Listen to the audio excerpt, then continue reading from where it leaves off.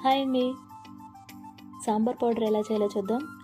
ఈ సాంబార్ పౌడర్తో సాంబార్ చేశారంటే చాలా రుచిగా ఉంటుంది.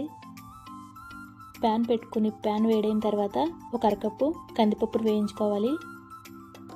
తర్వాత ఇందులోకి ఒక అరకప్పు ధనియాలను కూడా వేసుకుని ఈ రెండింటిని ఫ్రై చేసేసుకోవాలి. పక్కకు తీసేసుకుని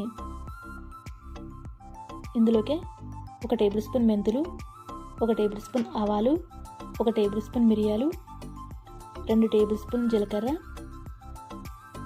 10 ఎండుమిర్చి,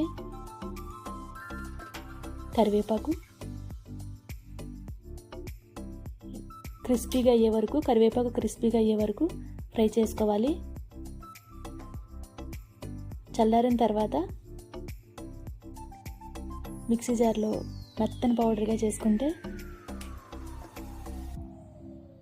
సాంబార్ పౌడర్ రెడీ అయిపోతుంది.